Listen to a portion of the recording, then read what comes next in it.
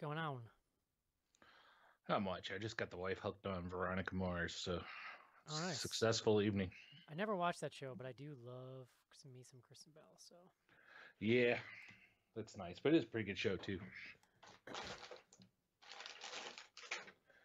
Mysteries in high school, pretty much. It's fun though.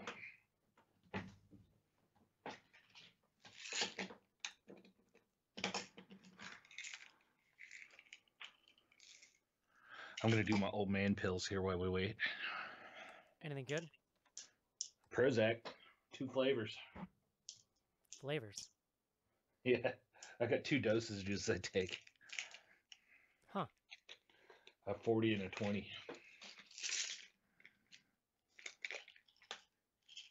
The rest of it's all allergy shit.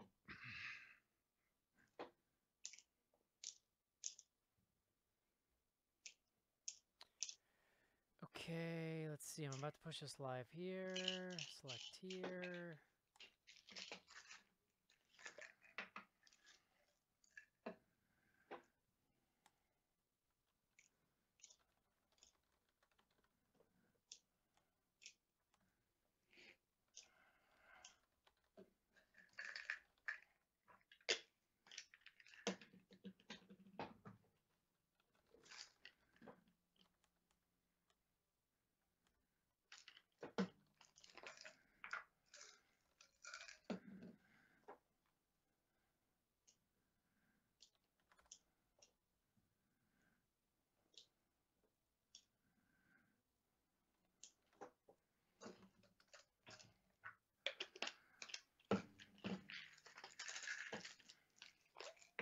All right, we're live.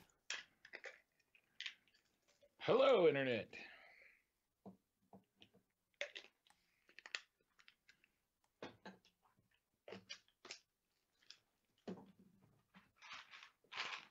Ooh.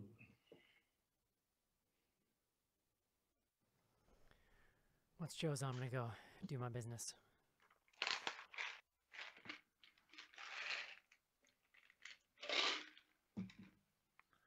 Get your Christmas shopping done.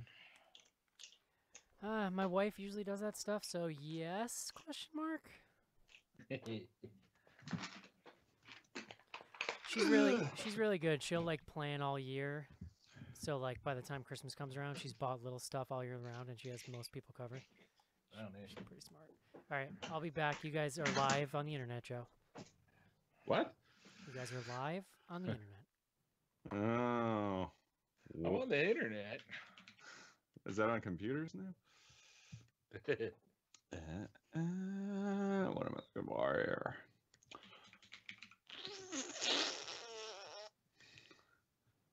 Yeah. I think Jason's joining too. Good looking gentleman.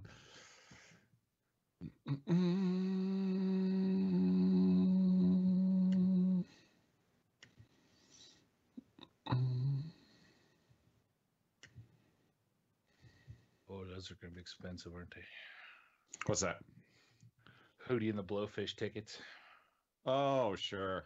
Is that? It's like their reunion, right? Yeah, those aren't going to be cheap. Is that what the missus wants for Christmas? Yeah. More for bare naked ladies, though. Yeah. Do you guys like? Does she know that's exactly what she's getting, or do you guys try and make it a surprise?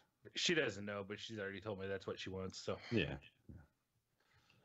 Liz and I used to just do something together, and now I think we've just stopped altogether. yeah. She got me something horror movie related. She's all excited about it, so I figure I better make sure I'm prepared. But we usually just do like pajamas for everybody for Christmas, whatever for Delaney. Yeah, even this year we like Mia still quote unquote gets us something. But it's really just Leslie and I going out. And literally this year we were talking about maybe just not even doing that. And then finally I'm like, well, she might feel bad, so just go get me solo. I'm like, that's it. And she's like, all right, done. Yeah, Delaney's wants money, so it's pretty easy on our end. Yeah, when you get to that age. Yep. Because she sent me her list last night, and it's nothing but like makeup palettes online. I'm like, I don't know what to do with that. Exactly. You send links, please.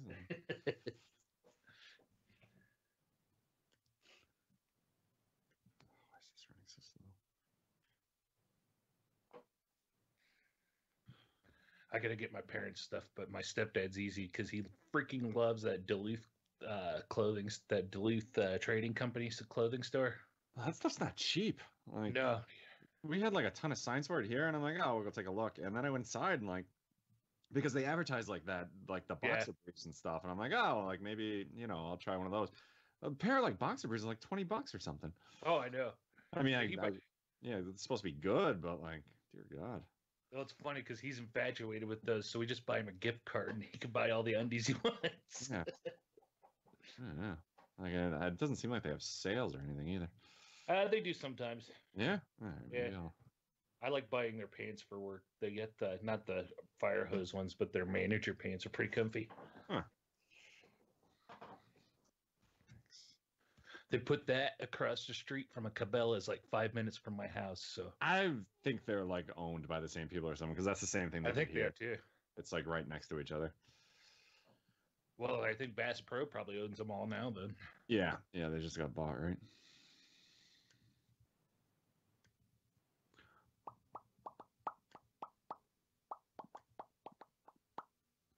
I saw a sad story online earlier this week on Reddit that they're tearing the Big Brother UK house down. Oh my God, really? Yeah, because it's done. I thought they would still do like the celebrity one. No, they're done. Hopefully somebody will pick it up over there though, because I like that one a little bit better, just because I like the game style a little better. Yeah, me too. That's weird. Like, I always just assumed it was like a lot more popular there. Yeah. Their host is a hell of a lot better, I can say, now that Eric's not online. Oh yeah, no, she's good. I like her. How is this?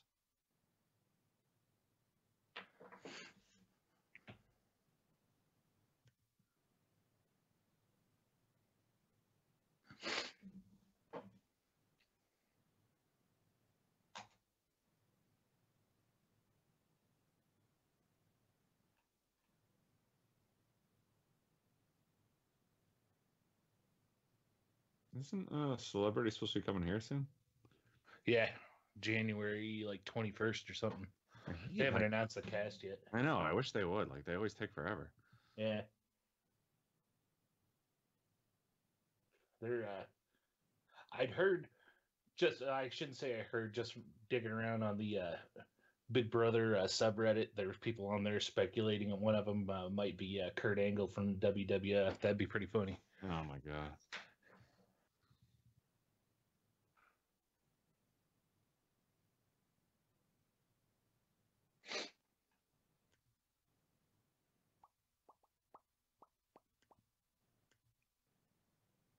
Did you guys watch Dancing with the Stars this year? No, we don't even bother starting anymore. Like, if there's somebody on that we like, we will. But I think this one was all like athletes, right? No, that was the previous one. This one just ended. It was a shit show though, because they gave it to, what was it, Bobby Bones, some country music DJ who he didn't think he should be in the finals even either. Oh, I did see that. Yeah. I didn't realize it started. I don't like when they have like pop stars and like athletes, because I feel like they have an advantage. Yeah. Oh yeah. There was some dude on there that's on that new reboot of Facts of Life. Spanish guy. There's no question that dude had dance training at some point in his life. That dude was really good. Yeah. I don't think we've watched it or liked it since what's her name? Mindy Irwin, or Steve Irwin's daughter? Bindi. Yeah, she was amazing. Yeah, she was good. We mostly just watch it for Tom Bergeron. That guy cracks us up. He's pretty good. I always feel like he doesn't fit in on that show, though. Like, no, but I love his stupid one-liners he comes up with at random. He's pretty hilarious on that. Like, I feel like it's perfect for the funniest home videos, but yeah, I don't know, for that, like, I don't know. It seems weird. Like, he seems like he's like a dad, like, kind of thrown into this.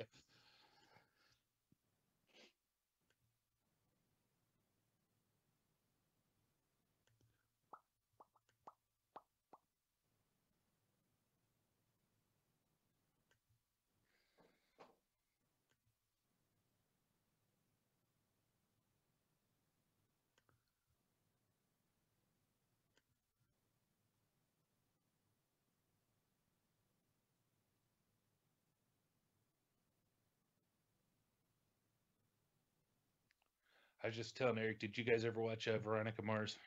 No. Ooh, who was that? That was with Kristen Bell. Yeah. I just got Colleen hooked on it tonight. Is it good? Like I always thought, is it like a superhero show? No, it's she's her dad. It takes place at some like upscale high school in California, but they're all high school kids. But her dad's a private eye, and so she does a lot of like private eye stuff on the side. So it's kind of mysteries based in high school, but it's pretty fun. Interesting. Oh, maybe I will give it a go. It's on Netflix? I don't know. I downloaded it for her. I didn't even look if it was streaming. They're getting ready to reboot it pretty soon too. Yeah, that's what I remember hearing. So if it's not out there now, it'll be there soon, I'm sure.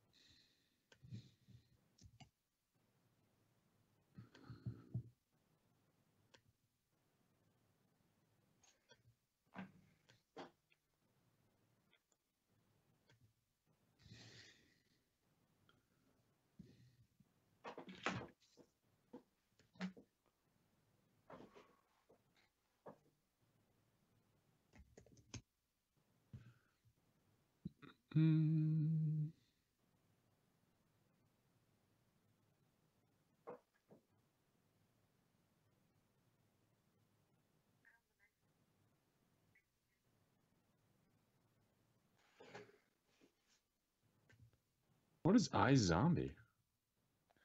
Yeah, it's the same dude. It's on CW. It's not terrible.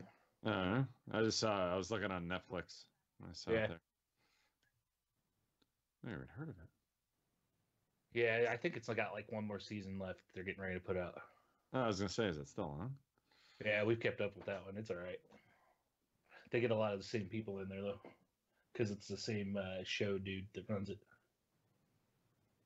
Can we add Jason? Is that something we're allowed to do? I don't know. Jason. I don't know if I have his Oh, Jason Drury. Yeah. So let's see. Oh wait, what's this? Did that work? Are you there?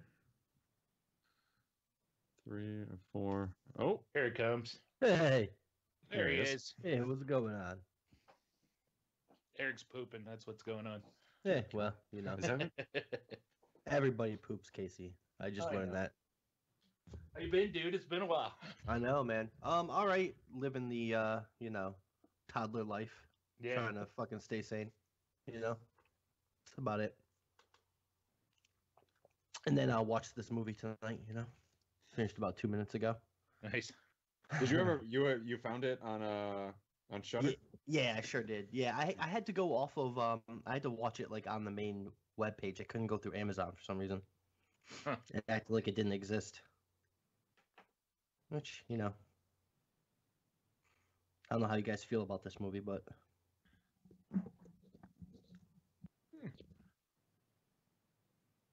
wouldn't be for the worst, in my opinion. Let's see if we can add Cece. Oh, we got some Cece tonight too, huh? Yup. Awesome. Schnars is our resident slacker this week.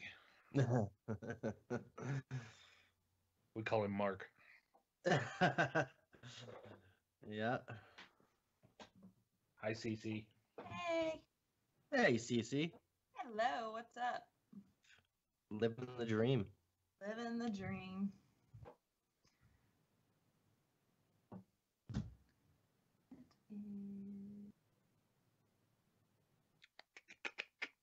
There he is.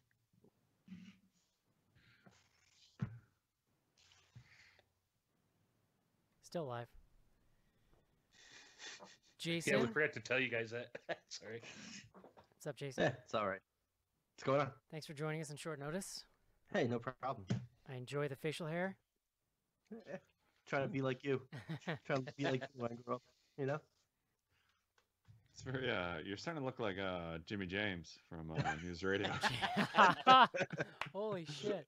That's amazing. Jimmy's got fancy plans. Wow. Pants to match. Do you have glasses? Because that would pretty much complete it. Yeah. Yes. Wow. Awesome. Yeah, that's for Nice. CC has no idea who the hell that is. Nope, no idea. All right, so show topics off the top here. We got just some housekeeping stuff. Andy sent me website notes, which I forgot last week, so I'm going to remember this week. Sophie wants me to mention Tweet with BGH. Joe, did you watch any more of the Joe Bob marathon?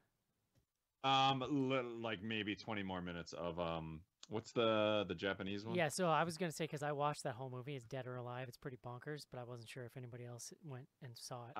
I'm like halfway through it. I haven't finished it. I don't know if I'm gonna be able to finish it. So maybe we'll bring that up. We'll see. We pivoted and we finished MST3K. It came out the same day. We should talk about the year-end show since we're gonna do that for everybody. Yes, year end. Let's see, year end list stuff, and then Jason. Towards the end of this year, I want to just have you talk about what you guys are kind of doing on your show there. Yeah. I think like not everybody who's listening is a patron, and not everybody's a patron is necessarily listening. So I want to just approach it from like a elevator pitch kind of thing. Yeah. Because it's makes so sense. it's so new still, and then kind of get into like what you guys are doing now, topic wise and stuff. Yeah, absolutely. Okay, cool. All right. Yeah, there it is. I'm keeping that on the desktop. I feel like I might need that later. Yeah. All right. Let me record it quick. Good catch, Joe. You know we can hear you, CC. You don't Oh, have to- sorry. Y'all are talking about something else. I'm here.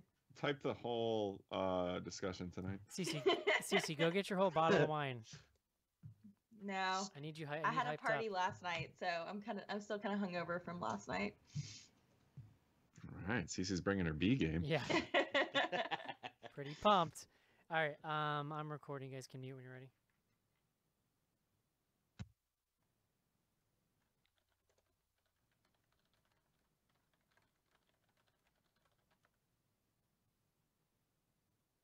Jason, you're in the G chat, right? Yes, I am. Okay, just want to make sure. Okay. Stand by.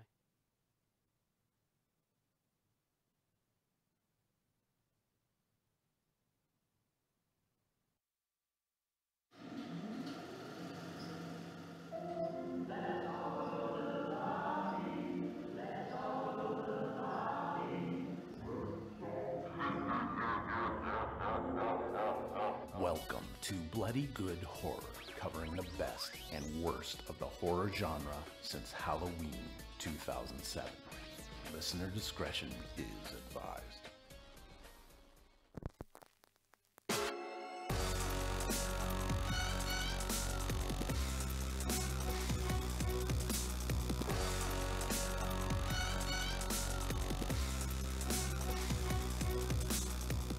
Hello, everybody, and welcome to another exciting episode of Bloody Good Horror. My name's Eric, and I'll be your host for this evening, where we will be discussing You Might Be the Killer. Joe, I got a funny story about that movie title, but we'll get to that in a second. Joining me first up tonight from Hotlanta, Georgia, please welcome the chief priestess in charge of books at Bloody Good Horror, Cece. Hey, look, I'm not muted this time. Yeah, Nor am I nice. just typing. First CC, episode ever. we can't hear you. We can't hear you, CC. Monica needs to mark on her list. First episode where Cece wasn't muted at the top. Yeah, pretty accurate. Next up on the show tonight, coming to us from Indiana, please welcome our B-movie guru, Casey, to the show. Hello. He likes terrible things. That's Casey's do. thing. Next up on the show, coming to us from Chicago, Illinois, hair back on fleek this week. I noticed last week was a hat, so I'm pretty excited. Joe, please welcome.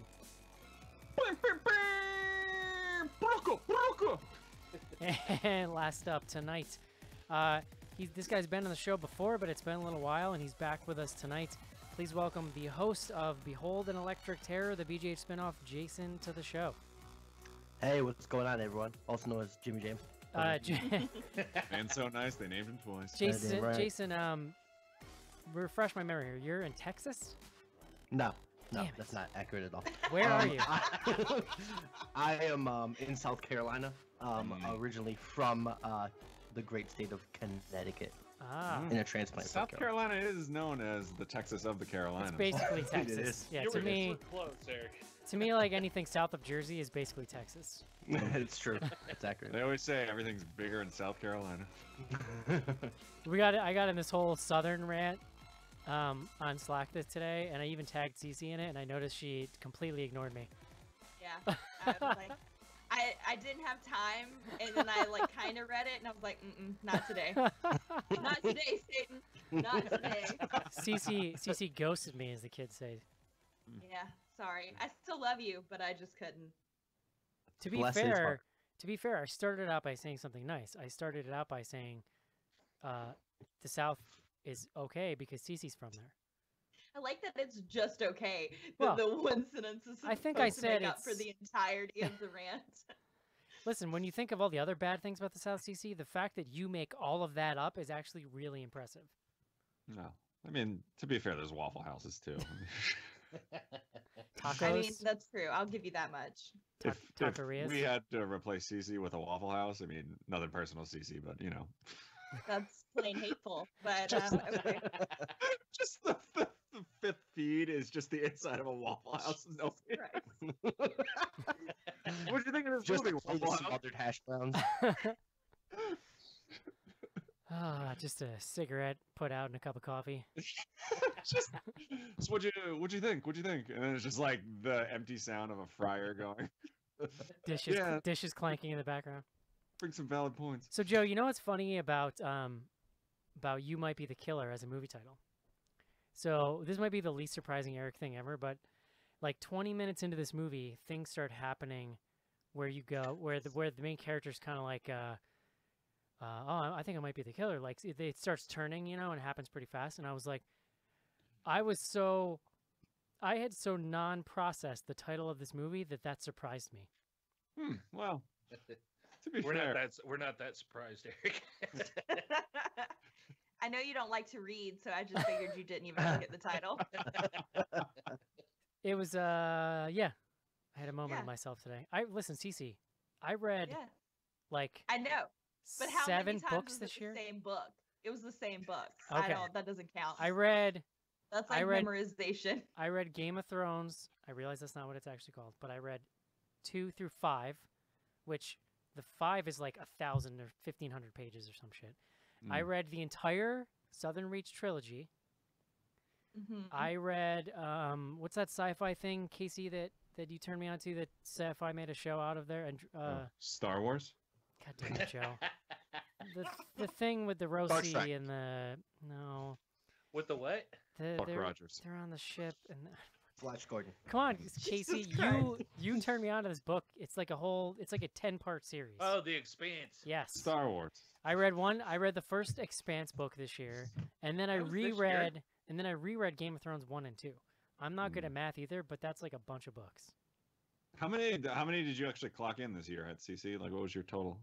Oh, like 4 maybe. Really? Oh. I read more books than you this year.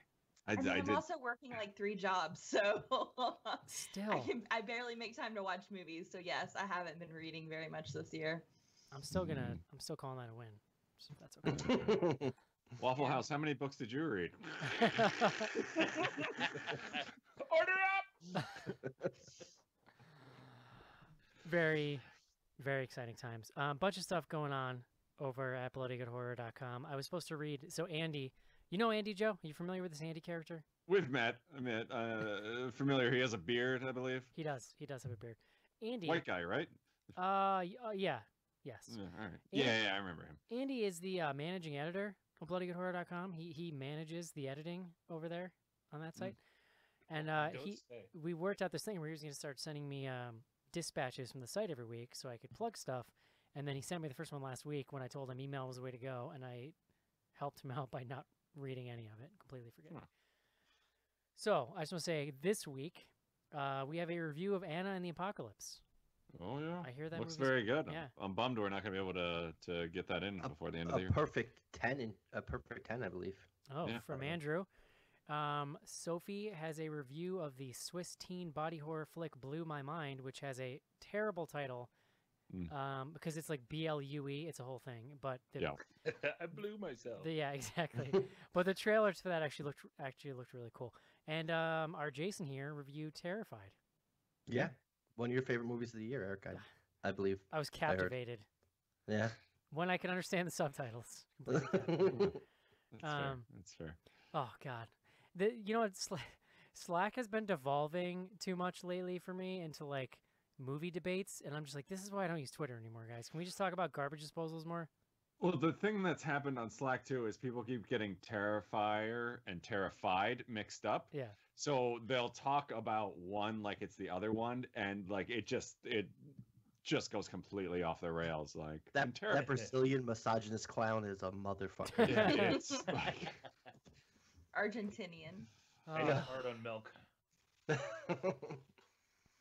Yeah, so there you go. And also our resident lawyer Adam has a new In Extremis. So that's his column that he writes where he takes a look at various horror things through the lens of an actual lawyer. It's completely weird and bonkers, and I think you'll enjoy it if you check it out. He wrote one on about quote breach of promise and contracting in The Chilling Adventures of Sabrina. That's a good one. So there you go. Yeah. That's a weird thing you can check out. What else we got going on? Tweet with BGH coming up this weekend, Saturday, December 15th. They're going to start watching the Black Christmas remake, 8 o'clock Eastern. That's this Saturday. The only thing I remember from that movie is that they make flesh cookies. They make cookies like stamped out of a person's skin, and then they come out of the oven at some point. Flesh Cookies was a club I used to go to in Philly back in college. New York's hottest club. Philadelphia's hottest club is Flesh Cookies. Yeah, pretty exciting. Pretty exciting. Do we want to talk about the year-ender? Yeah, go ahead, Joe. Why don't you tell us about it? So yeah, the year-end show, something we do every year where John meticulously compiles our top 10 favorite films and bottom 3 for the year. We do this every year. It's always a good time, and we decided this year that we're actually going to do the live feed for everybody, so not just our Patreons. So everyone will be able to tune into that. It's going to be, I think right now we're eyeing December 27th, but it'll be, if not then, it'll be sometime around that date, but we'll post up once we confirm. And word around campus is there might be a second Newell who decides to show up for that one. I'm not, there's other ones? I'm definitely not holding my breath, but I was really excited today. Someone in Slack was like, how did I make it 500 episodes without realizing they're brothers? yeah, well, I mean, Mark brought up a good point. Like, if they've started listening in the last 100, they might not even realize that Mark was ever on the show. Who's this Mark character I am hearing about? Yeah, I've heard rumors. Yeah, very nice. Yeah, go ahead. No, that's it. I'm always looking forward to the year-ender, Joe. Yeah, no, it's always a good time. And I think, I mean, we're all either like off that week or I'm working, but very relaxed. So I don't know, if you like the Spooktacular, you might get a few of us putting down. I just realized this is the first time I'll be on the year-ender. Oh, you should get excited, Cece. Well, And This time with less growlers. and Cece, you don't even have to watch a movie that week. It's great. Let's hope I've seen all of the ones that we talked about.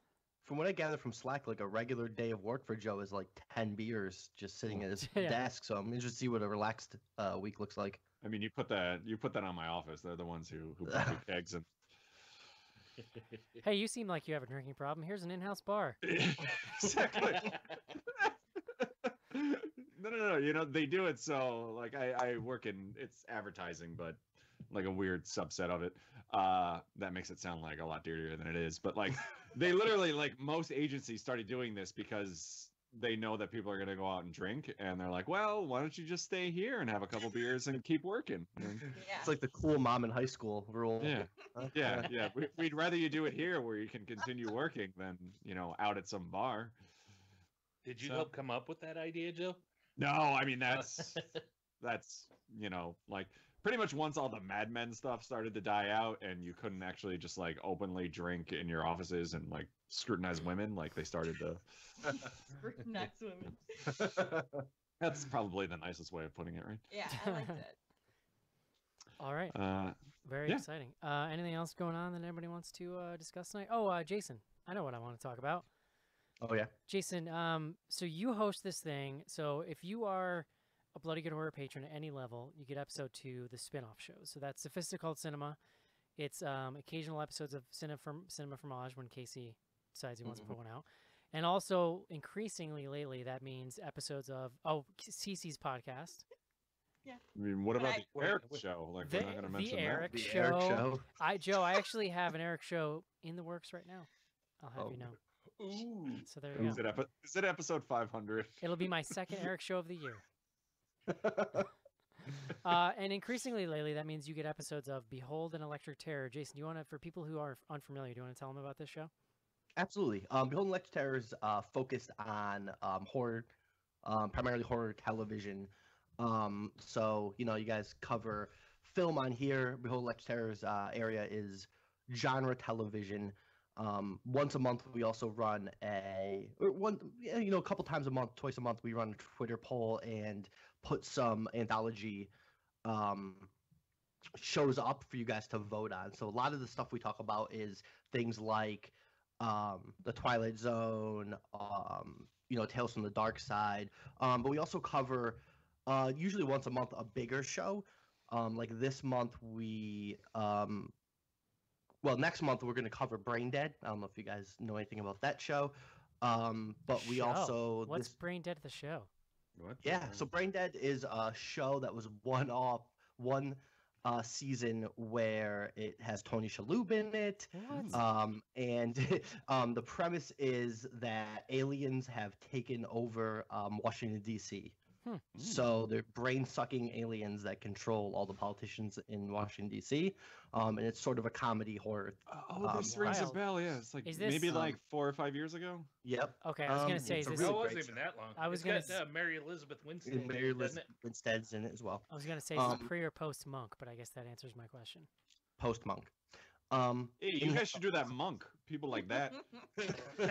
You know what's a great show, Joe? That's- Wings. Oh, that's good. Hey, how about that Big Bang Theory? You guys watch that one? Maybe do a show on that? But Young Shelton is in the works. Last month we covered Haunting a Hill House, which obviously was a big show. Have not heard of it. Yeah, you might want to give it a watch. People Who seem was to. the sorry, I didn't mean to cut you off, but I want to talk about Wings now. Who was the female that worked at the lunch counter at Wings? I had such a crush on her as a kid. She was all... Weber. what? What's that? Even Weber. I got I it. think is we. Crystal Bernard was her name, Joe. Oh, And yes. and she was in Slumber Party Massacre Part 2, Yep. one of the weirdest movies I've ever seen in my entire life. I want to be your Tokyo convertible. Yeah, Tony Shalhoub. I love that. So that was always on the like USA Yep. like canceled sitcoms block from like 10 to 12 every day, like that, and like weird crap like the Chris Elliott Show and like Boston Common and just like shit that lasted a season. They would just buy it and run in a block.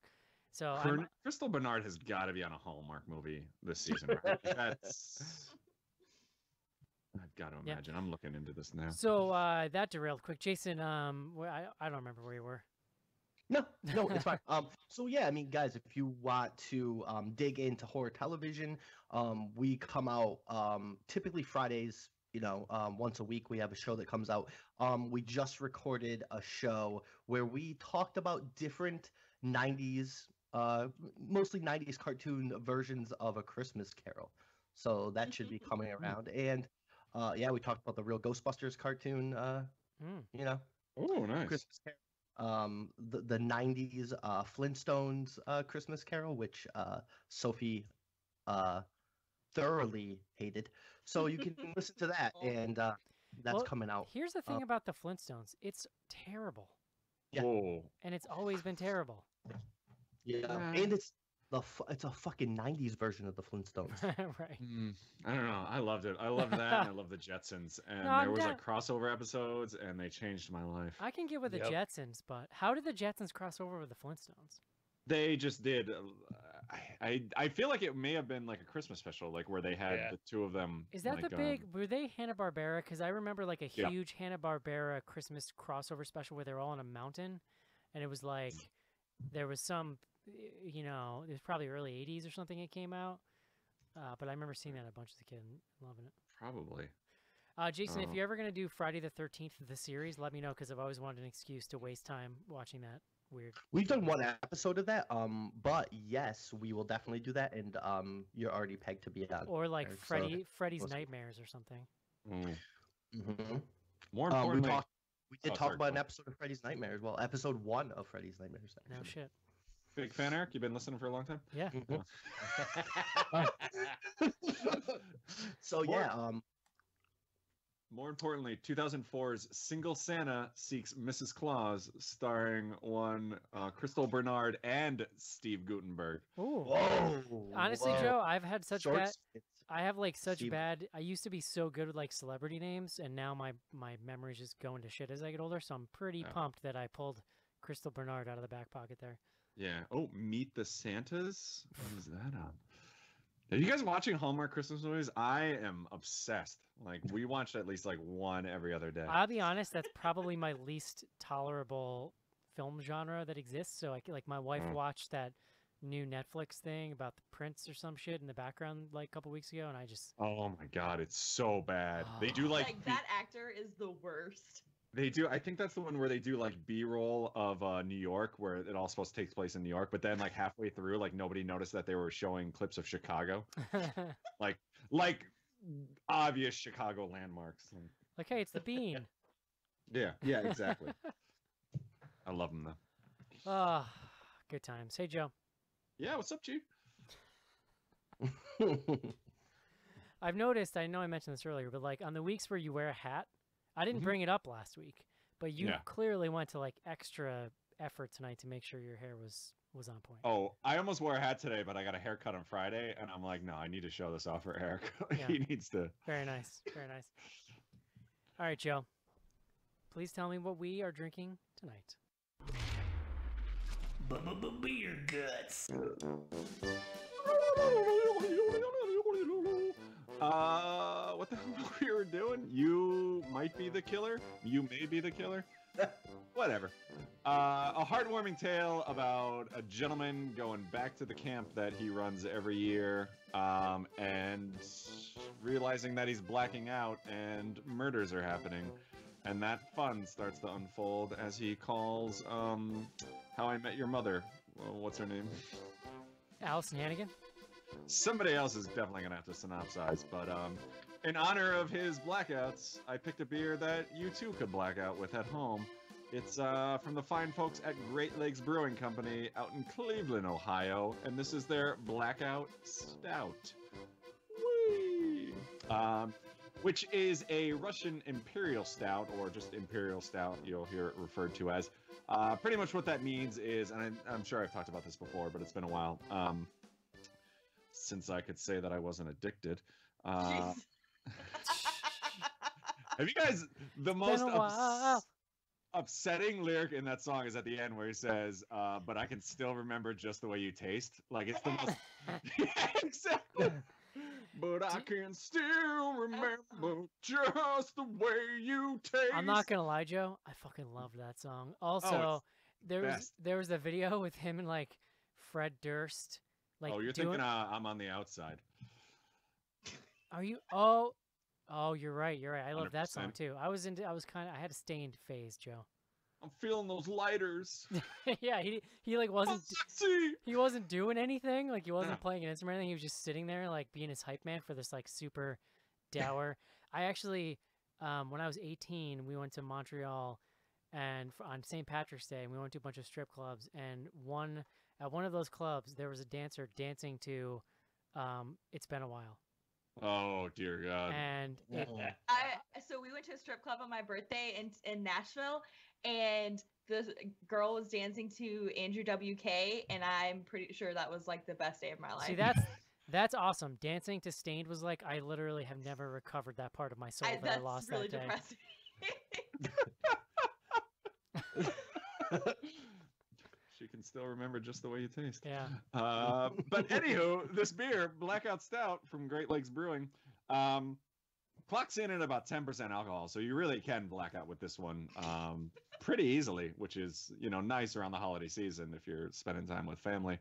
But traditional with most stouts, it has like a really big sort of roasted malt flavor. This one actually has a decent amount of hops, which is not what you usually find in a stout. But those hops kind of help to cover up a little bit of like alcohol burn that you get sometimes with higher ABV beers. So this one I really enjoy. Like sometimes I talked about it a lot, but sometimes I'm not really a big fan of like super boozy beers. But this one I think does a really good job of balancing it out. So it's one of my favorites around this time of the year. So you guys should definitely check it out. GreatLakesBrewing.com is their website, and they distribute pretty far. I think they're pretty well known. So you can probably, if you're in the continental United States, you can probably pick this one up. So there you go. Very nice. Thank you for that, Joe. That is the beer recommendation, something Joe has been doing for what, Joe? Like 350 episodes or something like that? Actually, I should mention, I completely flaked on this. This is the 300th Beer Guts. Love it. Ooh. Wow. After I begrudgingly allowed it to be called that. Oh, you know what? I'm sorry. We should have talked about this at the top, too. But last week, we never announced the winner of who the iTunes reviewer was. Yes. On the Spooktacular. And does anybody remember who I said it was? Why on earth would you bring that up if you didn't have the name there? Well, I'm trying to stall while I look it up on iTunes, but iTunes is going real slow. It was Jeff. It was Jeff something, I think. Did you ever get in contact with him? I literally, the only thing I could find was his Pinterest page. I reached out to him. So hey, if your name is Jeff something, nice scarves though. If your name is Jeff something, hit us up. You know, because we didn't realize when we decided to do this was that you can't contact people who leave reviews on iTunes. We really killed it. It was Jeff Day, DJ Keebs. There you go. Thank you, sir. So yeah, if you're out there, email me, joe@bloodygoodhorror.com, and I will ship you out some magic. Yes, please let us know, DJ Keeps. We need to contact you. Yeah. And I've seen your Pinterest page, which apparently you are not active on anymore. Oh, what is he posting on Pinterest? I mean, I forget. I think it was like some beer stuff, actually. I thought we could be really good friends if he got back to me. Nice. Very quickly, thank you for that, Joe. I want to mention, so we were talking about spinoffs earlier. If you are a patron and you're looking for spinoffs, basically when you sign up, Schnar sends everybody a link. That link can be taken and put into any podcast app, and then it will just start pulling it down like a normal feed. If you happen to be a patron at any level and you don't have that link, just email us, info@bloodygoodhorror.com, and we'll get you sorted out. So there you go. Yeah. All right, guys, it is time. Let's take a quick break and discuss You Might Be the Killer. This is it, Jennifer. Your big breaking TV. From the prime time, bitch. Main feature.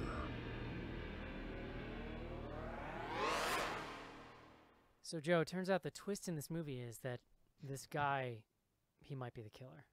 I think the real twist is that they give the answer to that question about 30 minutes in. Sure. It's kind of an esoteric twist. I'm not expecting everybody to pick that up. It was a little tough for me, but you know. The subtitles. It was all in the subtitles. Exactly. The nuance. All right, guys. Oh, that's not what I want. This one. No, I don't want that one either. Holy shnikes. Let's go through them all. There it is. You Might Be the Killer is a movie that just came out on Shudder. It is a sort of horror comedy / satire thing starring, and I'm not making this up, Fran Kranz, who you might know as the funny stoner dude from Cabin in the Woods. Fran Kranz. Delightful actor. The other main actress in this movie that you would recognize is Allison Hannigan of course, Buffy fame and Joe's favorite show, How I Met Your Mother. Ugh, don't get me started. I actually would like to. I'm curious as to what that's about. But does anybody on the show actually like that? Because we talked about this a lot on Slack. Like Ted is really my problem. Like the main character. He is terrible. Yeah. When my wife and I first started dating was around the time that show started, and we actually watched like the first couple seasons, but then I kind of fell off of it. Oh, yeah, same with us. Like, we started watching it, and Leslie actually finished it, but, like, I want to say halfway through season 1, I'm like, I can't look at this guy's face anymore. It is a weird face. That's true. Yes. Anyway, so don't worry, though. Ted Mosby not in this movie. Allison Hannigan is. She is the best part of that show. And so the movie starts off with she's working at a comic shop. She gets a call. It's her friend, Fran Kranz, who is in like who's hiding in a cabin. He's covered in blood. He's freaking out, and he's like, yo, there's a killer. I'm at a camp, and people are dying. And Allison Hannigan picks up her mug that says, like, we all go Are you reading the script? Allison Hannigan picks up her cutesy mug that says, we all go mad sometimes, and starts making, like, horror references as she's talking to her friend and saying basically, like, well, okay. He's like, I called you because we're too far away for the cops to get here, but you know a lot about horror movies, so help me out here, like, get out of this sticky situation. So in this very, like, kind of glib and nonplussed kind of way, she starts trying to walk him through the situation. So then the way the movie unfolds is basically a series of, like, flashbacks to previously in the evening where we're seeing different counselors get killed by this killer from this guy's perspective. And then we cut back to Allison Hannigan. She's, like, at the comic book shop saying weird stuff and freaking people out. Like, oh, well, his head got chopped in half. And then people are like, oh, that's weird. So eventually we kind of catch up in the timeline. And like Joe said, a half an hour in, she's like, yo, bro, I think you might be the killer. And then he starts thinking about it, and the flashbacks, going back to different flashbacks where he sees things happening. And it turns out, like, yeah, he actually is. It's not really a spoiler alert, because it happens so early in the movie. But then the rest of it is her sort of trying to talk him through the situation and get him through with as little bloodshed as possible, and then also, to some degree, sort of to try to save his own neck. A little bit of, like, ambiguity in there that's kind of interesting. And that's kind of it. That's you might be the killer, Joe. Yeah, that pretty much covers it. Should we wrap it up? Fran Kranz. Fran Kranz. You know what that sounds like? That sounds like a flavor of seltzer. Really? I'm thinking like a brand of craisins. Fran Kranz. These are Fran's Crayons. Sun-dry Fran Kranz. All right. Jason, as our guest tonight, why don't you kick us off? What did you think of this movie? You know, here's the thing with this movie.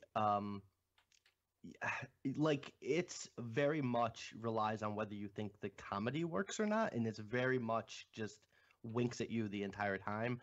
I did not find this humorous at all. Like, Allison, I feel like also there's some talented people in here. You know, you mentioned Fran Kranz, obviously, and also Allison there from Buffy. Buffy, which we just reviewed as well on Behold and Lecture Terror, by the way. It's just not. The comedy just doesn't work for me. So No. It is really actually like just- oddly. It is actually oddly devoid of laughs for what's essentially a horror comedy. There's nothing funny about it. And the thing that really pissed me off about a waste of talent is number 5 on this list of actors is Keith David, who's literally just a fucking voicemail. He calls them and leaves a voicemail at the end, and the movie ends. And he's doing Unfortunately, like weird accent, like a southern accent or something. unfortunately, no robot screaming dumbass bitch. So Yeah. So to me, this movie is a waste of talent, and I didn't really find it all that entertaining. It does have a couple pretty cool kills in it. You know, I really enjoyed the cutting the head in half of the skinny dippers. I think that was pretty cool. Aside from that, like, I would really just Yeah. I kind of thought it was a waste of my time. I do kind of wish they had lingered a little more on some of that stuff, because you're kind of waiting for those moments, and then they do these gore shots, but they're like over. They seem to be over very fast. Yeah. Yeah. Casey, So I mean, Casey, what do you think? I enjoyed this for the most part overall. It was a little light on laughs throughout of it. I can agree to that. I thought Allison Hannigan was fine. I kind of like the back and forth between her and Fran Kranz a lot. That's obviously a main thrust of the movie. Those two seem to play off each other fairly well. There were some good kills in here and things like that. At the same time, they really kind of slathered on the whole 80s vibe thing to it with the, everything from the countdown and the spooky font and, you know, a lot of the other stuff, I'm surprised they didn't have a grainy filter on there. That some of that seemed a little handed, but it was fun trying to. It's one of those movies that's fun to sit back and try and pick out the references and stuff they're making throughout as you go. And overall, it's a pretty fun watch for something that just popped up on Shudder. Cece. Yeah, I mean, I think I pretty much agree. Like, I didn't necessarily find it funny or like as enjoyable as I found like the first Hatchet. But like Casey said, I really liked all of the references that they made throughout, and I thought that was really tongue-in-cheekly done, as opposed to being like very obvious or very, you know, heavy-handed. So yeah, I mean, I didn't mind watching it, and it was kind of fun. Throw that in the poster, folks. I didn't mind watching it. Joe, what about you? I'd like to unpack Cece's thoughts on the first Hatchet. What? Or no, is it the second one? It's the second one, I think. Yeah, because there's 3, right? It's the T2 of the Hatchet series. Yeah, that's true. I was wrong. It was Hatchet 2. I'm sorry. Victor Crowley's the genesis of the Terminator. I like to put Franz Kranz on my salad. It has I think I like antioxidants. this a little more than you guys, and I think part of that is probably due to the fact, and Eric's mentioned this a bunch of times, but like we're a little like there were no subtitles. Well, that, and we're a little sort of ghost storied outed. So I thought this was kind of like a nice palate cleanser. Yeah. From the other movies that we've watched, you know, with the exception of like a handful this year. So I thought it was fun enough. I think, and we talked a lot about this on email, like the references are very dated at this point. Like Scream made these jokes Totally. like 20 years ago. Yeah. Like legit, like at one point they talk about Jason Voorhees, the mother, being the killer in part 1. Like, you know, that's like a revelation that we get in this. So it doesn't feel as clever as it probably is intended to, which I think is probably like the underlying problem that a lot of you guys have with this. I mean, that being said, like I thought it was fun enough. I don't see it making like my top 10 list or anything, but it, you know, for like a end of year movie, and for something like if you're sitting around watching it with your friends, like I think this is a decent enough movie. Yeah. Oh, for sure. Yeah. Fair warning, since Jason agrees with me, now I'm kind of like turning on this a little bit. No, I think like my overall feeling in this movie is like, it's cute. That's what I would say about this movie. Like, to Cece's point, it's a breezy watch. Yeah. It's like pretty non-offensive. Like, it's not offensively bad. To me, I think the 2 lead actors really carry it, and I think this could have been actually maybe a lot tougher to watch with different actors, and in particular Allison Hannigan, which is like, to me, I just find her really endearing and kind of, you know, she's pretty funny. The crazy thing to me is how much her scenes carry the movie when she's not in the action. Like, literally, we were joking about over email, Joe. She must have shot all of her parts in a day. It's just her walking around a comic book shop on a phone. But yet, every time they cut away from her, I was like, oh, well, that's kind of a bummer. I wish we were still doing that whole thing. But Like, she should have been down in like the right-hand corner. Like, yeah. all the time. Yeah, exactly. Oh, dude, Joe, brilliant. But you know what? Now that I'm starting to like really think about it, a lot of the supporting actors, like I've seen in other things, and I wouldn't have minded them having a little more. Like, I think they are good enough actors; they could have carried a little bit more responsibility. Yeah. But well, yeah. I mean, to me, but I get it. I mean, I agree with you. The chemistry between those two. Well, yeah, and Allison Hannigan is kind of playing, if we're going to talk about Scream, kind of playing the Jamie Kennedy role, right? Like, she's kind of playing the, you know, self-aware. It just, right. For So, me, so like, of course, that's the stuff you're sort of like, you are perking up a little more when you're hearing, because you're waiting to hear that stuff. Yeah. I mean, exactly. so this is my thing with this movie, and I was actually a little bit surprised because we had a bunch of people. This is Joe. This might be the year where I turn on user recommendations for movies. No.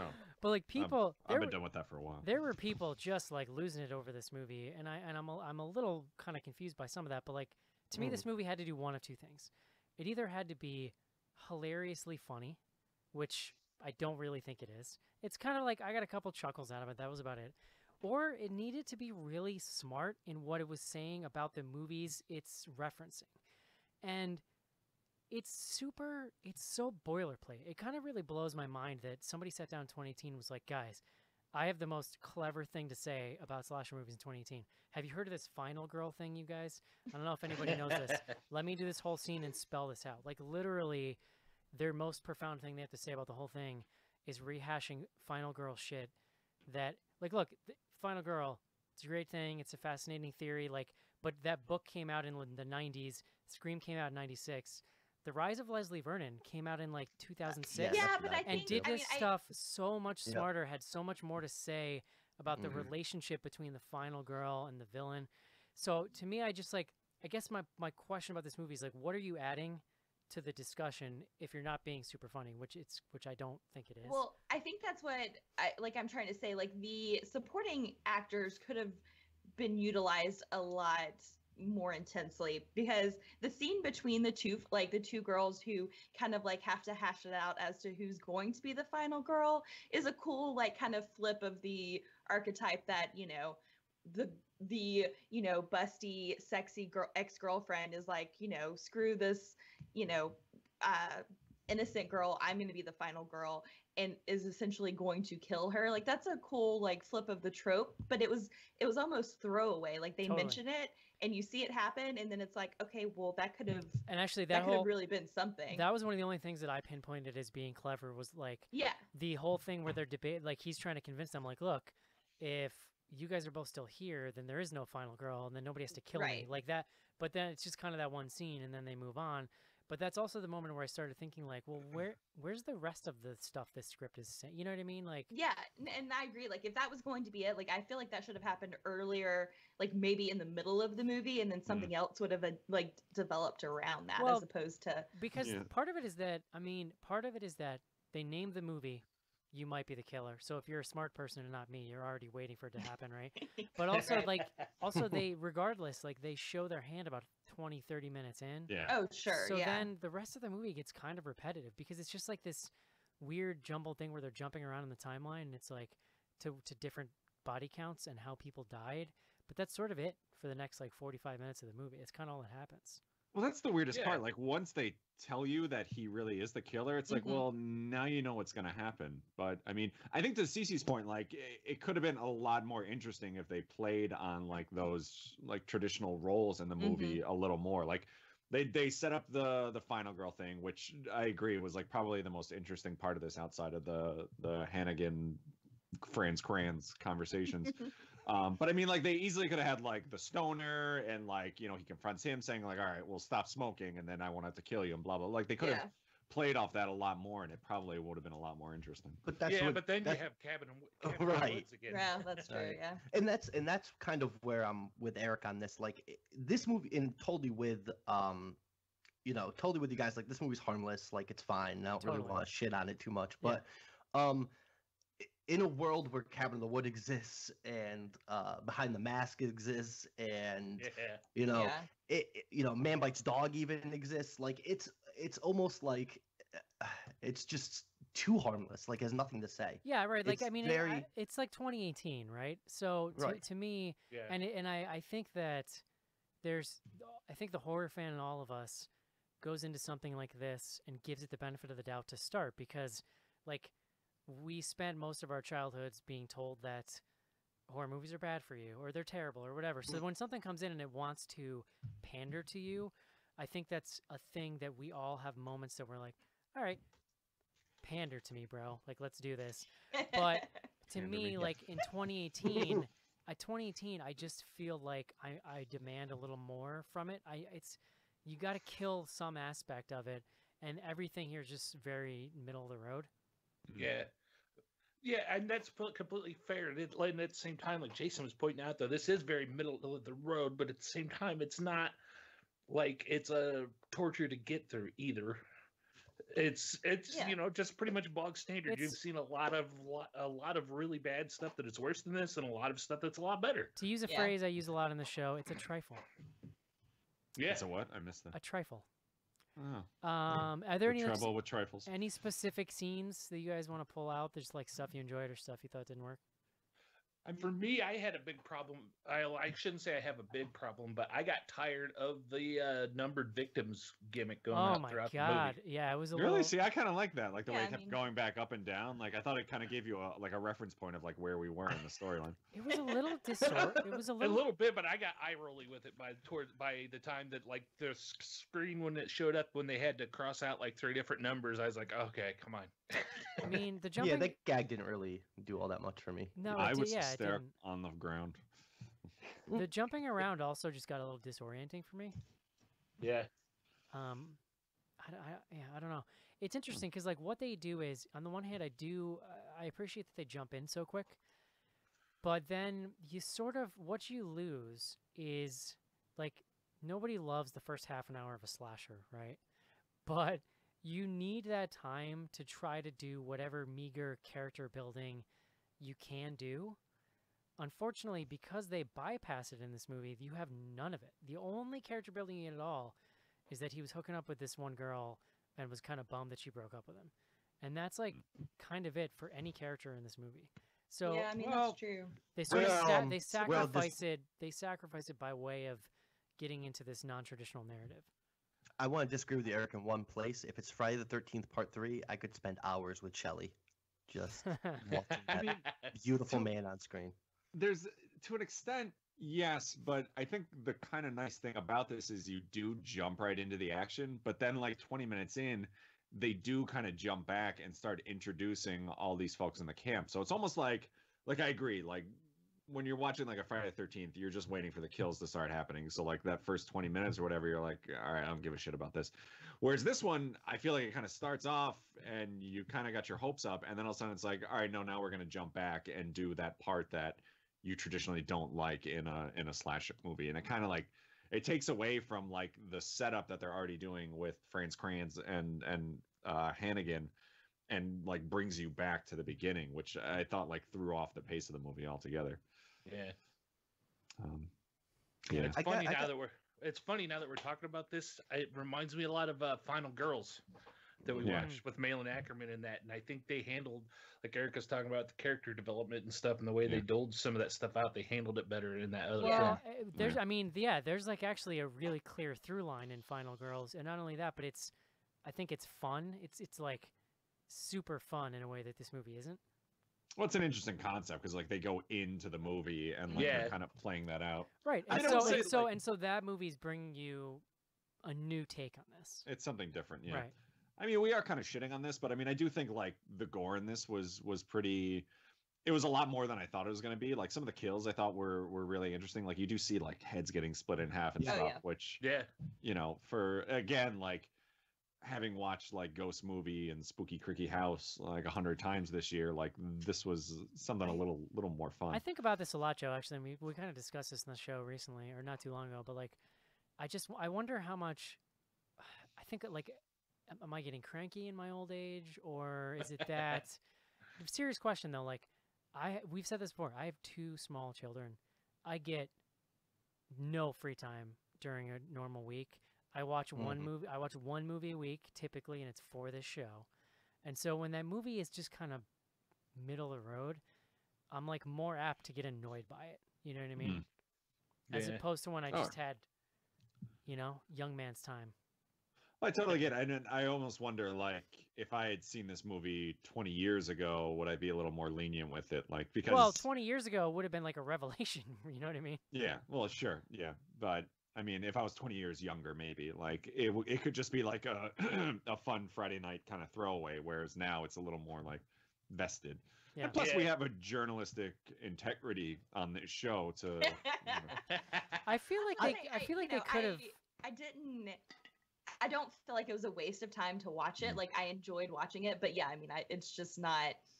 we had to do something for the show. I mean, I feel like even though they introduced the idea of him being the killer really early, I feel like there's still a way where they could have kept it in question throughout more of the movie, and what that would have done is just create this background tension, like have the movie be more about him trying to figure out if he's really the killer, and then the third act can be like, okay, yes, I am.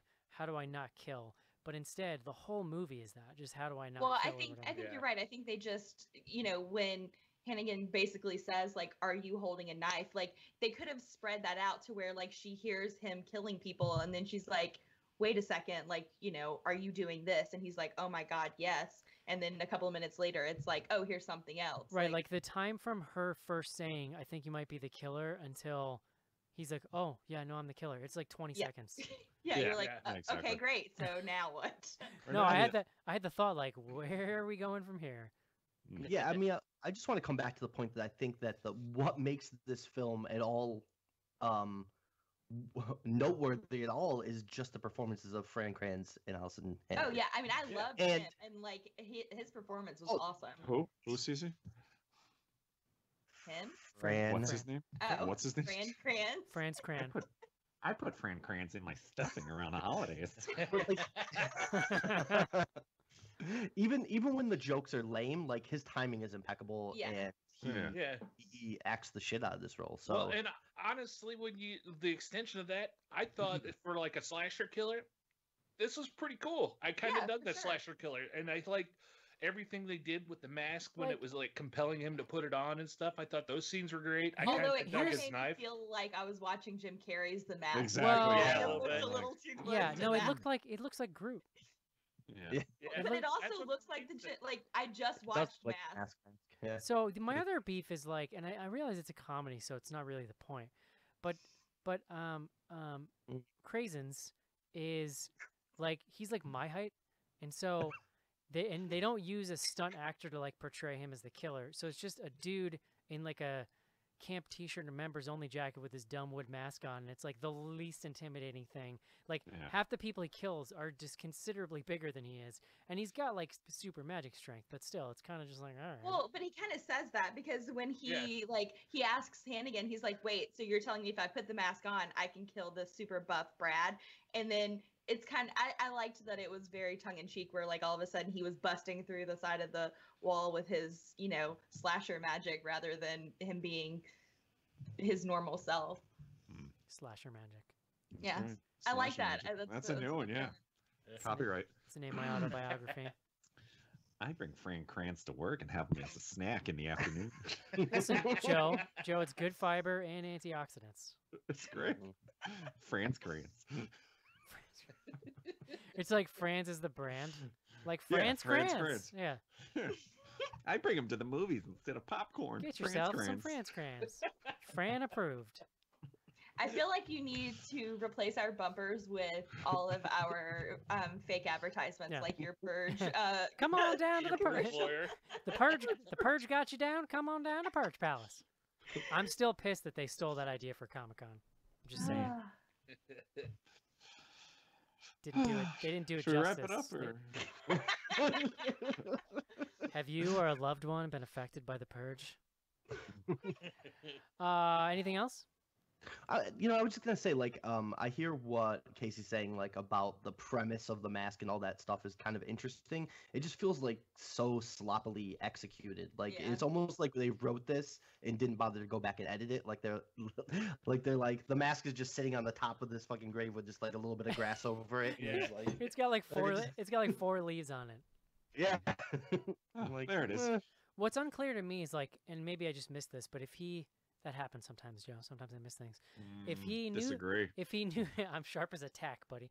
If he knew this thing, this thing was dangerous, right, and had this like legacy and was, cause, right, isn't that kind of what comes out, that he knew that this was bad news? Yeah. Tell the story. Then why does he tell the story to the campers, and then why does he take her to the site of the mask? Well, yeah, that's kind Well, of. they all decide to go like find it, right? But he's But the it's- one that knows where it is. But he leads Well, her right to it or something. It's Yeah. weird Well, I that don't like think he expected the mask to be like buried by like 4 leaves. Yeah. it's weird. Like he tells the story of the mask, but then when they find it, is completely baffled by what it is and what it can do. Like it seems like he has all the background on this thing, and then all of a sudden just forgets all that the moment it's actually in his hand. I mean, But he does. But I guess that's kind of my point about it, like feeling like it's just like being written in the moment is like Yeah. it. He doesn't know anything about this until he brings it up.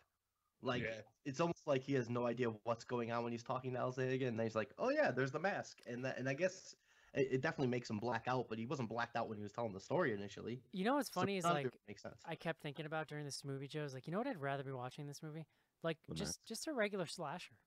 Like Yeah. just make a dope ass slasher movie in 2018. It's time, like Yeah, it is. it's I've been getting a lot of shit lately for my love of Terrifier, but like it's why I love that movie because it's just fucking yeah, it's balls just to the wall. It just does a it. dirty, nasty slasher, and you're Yeah. like, okay, it was very clear as Fuck to what yeah. it was. Yeah, there's no doubt. Yeah, exactly. A dirty, nasty slasher with a fantastic performance by the killer. Yeah. Oh, And yeah. that- It's also- I mean, he's It's also, and Joe, Oh. Joe, you might want to earmuffs for this, but it's also why I loved Strangers Prey at Night this year because like that movie's just an 80s slasher sequel and it's awesome.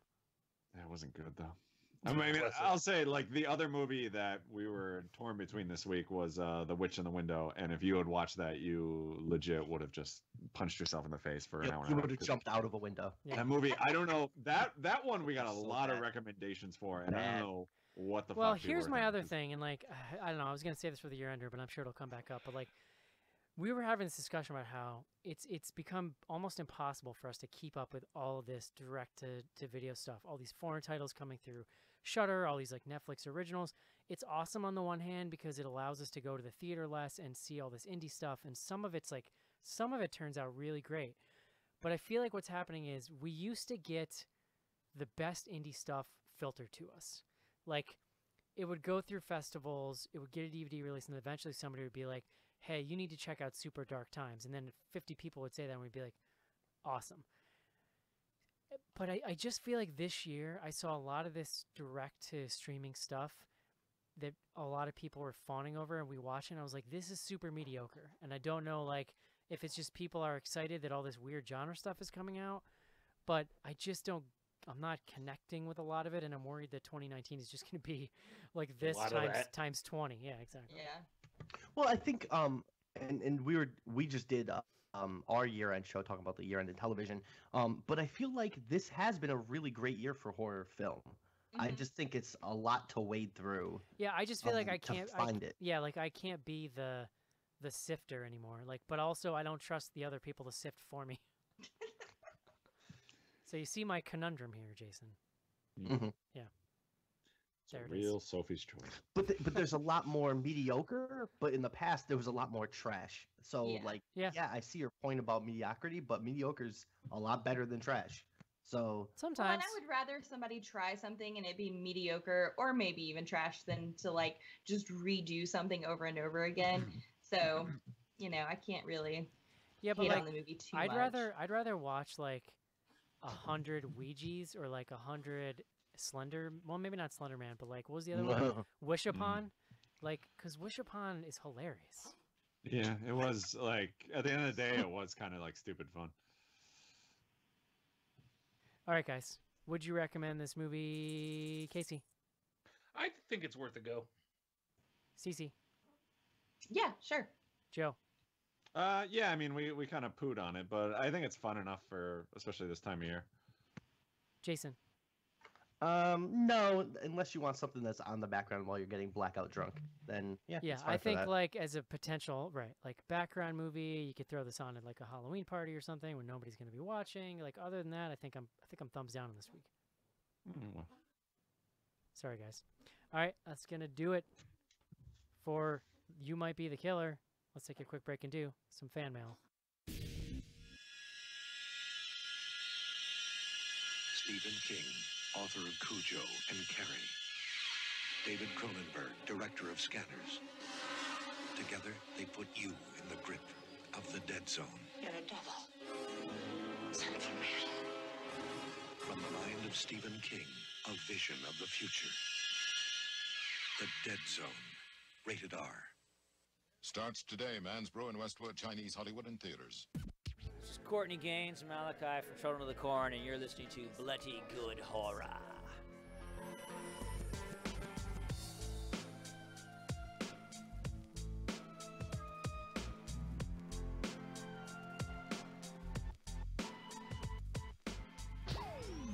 Send your emails to info@bloodygoodhorror.com or hit us up on Twitter at BGHorror with the hashtag AskBGH.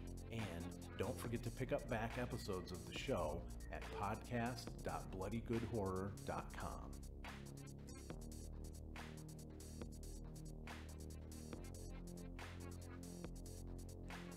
And we are back. We are back. 2 weeks. Oh, hey. 2 weeks in a row, Joe. We had massively fan-recommended shows that I gave big old poopy thumb. Not duty thumbs. Duty thumb. Gross. info@bloodygoodhorror.com is the email address. First up, Brian. Hello, beloved BGH crew. I don't know if any of you caught Joe Bob's Thanksgiving Dinners of Death on Shudder, but at one point on air, he offered up his 70-page dissertation on the Texas Chainsaw Massacre, so I took him up on it, and he actually sent it to me.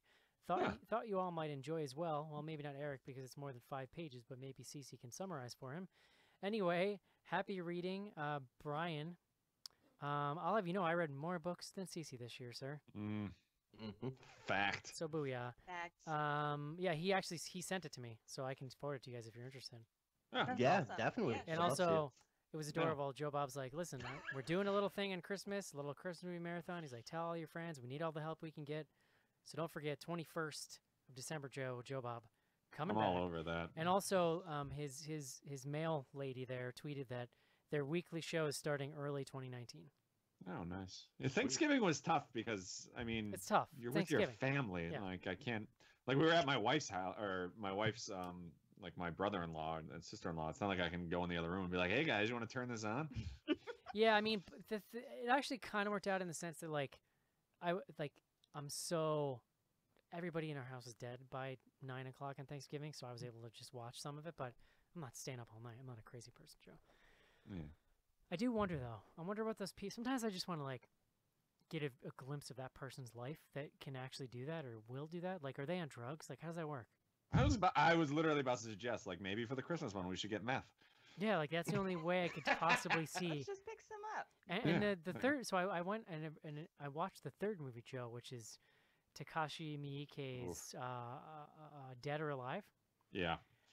And it's like a lot of Takashi Miike movies in that it's got a handful of like really batshit crazy stuff that you're going to be talking about afterwards, and then like 75 minutes of just nonsense, boring shit that you can't follow. Exactly. Yeah, I'm about halfway through it, and I'm literally only watching it for his commentary. But like, here's what I will say: skip through to the commentary, then find the dinner scene because that's pretty sweet, and then watch the very end. And that's like the very end is kind of worth it because it's like you've never seen anything like the end of this movie. So, all right, good to know.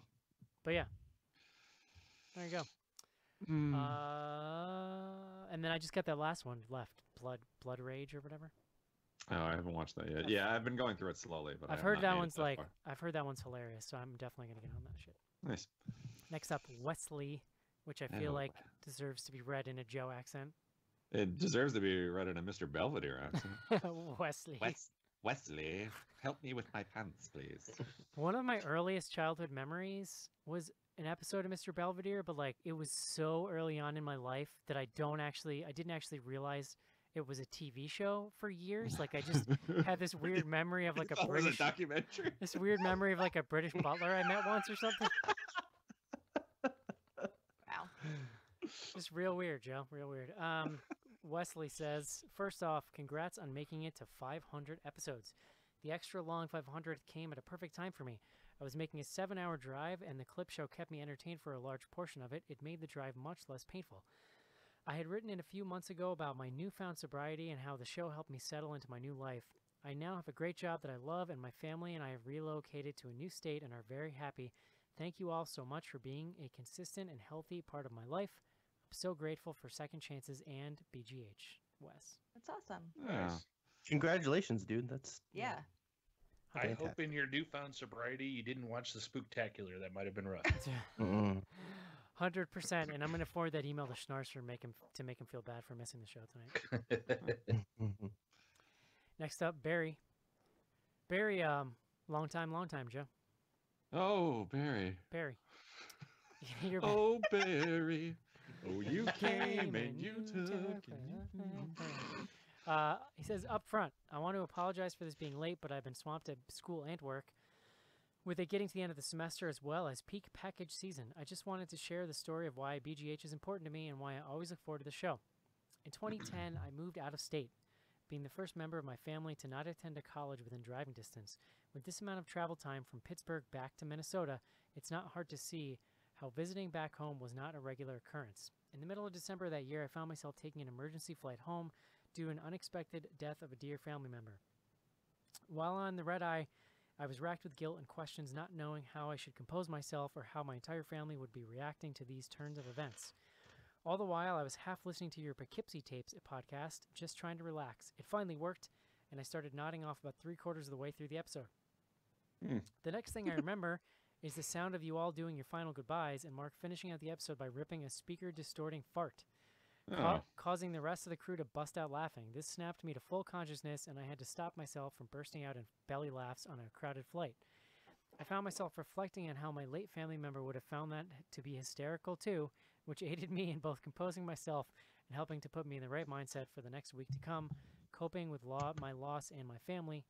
While definitely one of the hardest days of my life, you guys helped bring one of the purest and simplest forms of joy in the form of one of my most hated forms of comedy. I still hate fart jokes.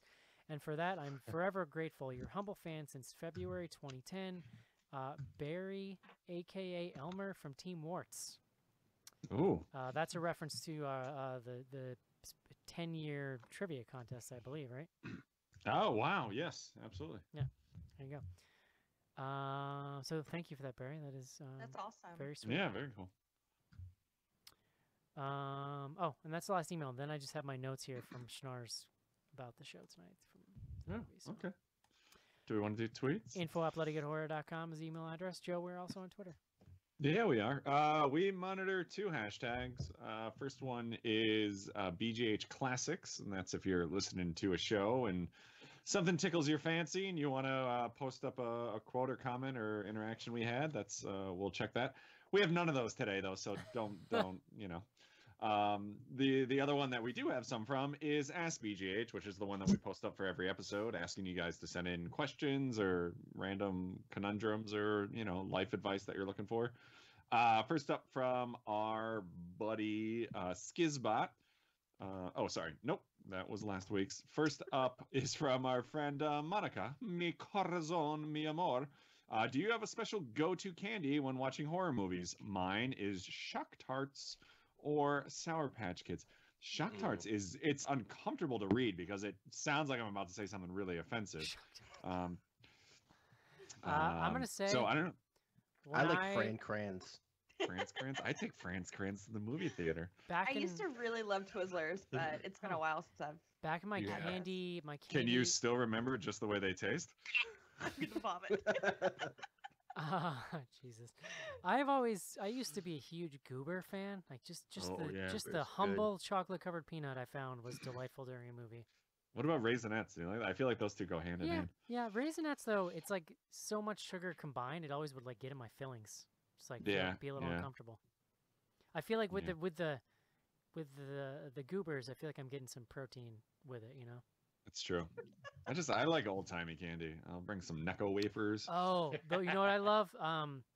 Snow Caps, the black those chocolate are money. with the white sprinkles on top. Those are or what are those? There's those ones that they're like raspberries and blackberries, but they have like the little beads on them. Like I don't know what they're even called. Oh, I know what you're talking about. I can't think of what the name of them is either. Yeah, I will throw my hat in the ring for Sour Patch Kids. They're fucking awesome. That's the wife. She loves those. No, thank you. I'm more of a popcorn guy, but I loved them. I do candy. It's Twizzlers. I loved them when I was a kid, and I enjoyed eating things that were actively harmful to my mouth. I know, like a couple times I've just brought like a nice big bag of licorice. Like black licorice? Black licorice. Are you a serial killer? A bag of Werther's Originals. Oh my god! I'll tell you, if you eat like a lot of black licorice at once, you'll have issues. I'm just gonna tell you. I'm warning.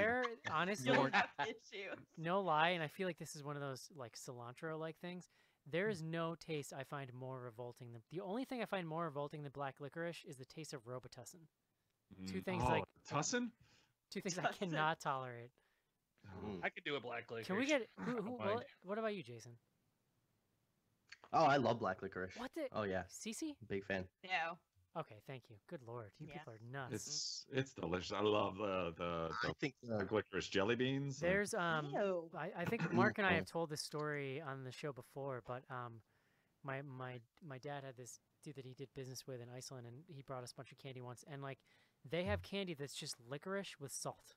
Yes, yeah, I remember your brother bringing that into school. I forget what those are called. Like Fisherman's Friends, I think they were called. Yes.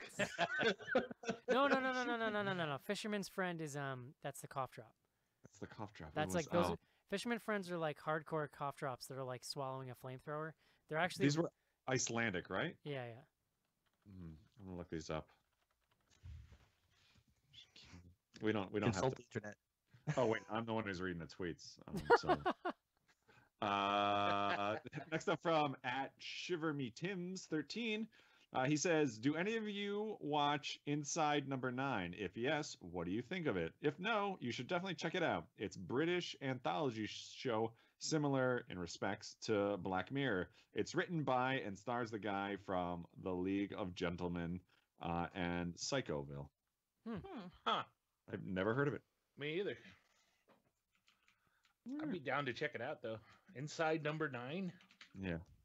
I'm not gonna lie. I'll be honest. I I'm just not keep, gonna watch that. I just keep thinking about. I keep thinking about black licorice and throwing up my mouth a little. Not bit. even gonna. No, I'm trying to find this candy. I remember it came in like little like boxes. Yeah. Yep. All right. Next up from our good friend Frygay13, he says, "Of the group of you there tonight, who indeed might be the killer?" I mean, I guess in this scenario it would be Eric, right? Because he's kind of the camp counselor of this whole thing. Yep. Yeah. Same height. I don't know. We do know the least amount about Jason, and that's usually who ends up being the killer. Like, oh, I don't know who that guy is. He just came into town right before we all met up. That's not a very compelling twist, though. Right. You're the red herring. Oh, are these them? Jacobson, salty black licorice. Yes, exactly right. I mean, to be fair though, Eric and Casey did date last summer, and Casey broke it off. So I think that's. Yeah, I was heartbroken. That goes with the movie. Next up from our good friend Andy.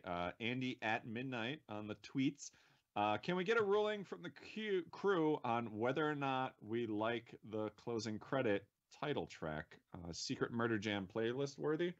Yeah, I think you know what? Shelton mentioned that too. And I actually let it. Right, but... Yeah, I let it play out for a little while. So yeah, I'm into it. All right. Yeah, we can do that. And then last up, another one from Mark's the one who curates that, right? If somebody wants to email me that, then I can forward it to Mark, or just email Mark or whatever. I think I may have access to actually.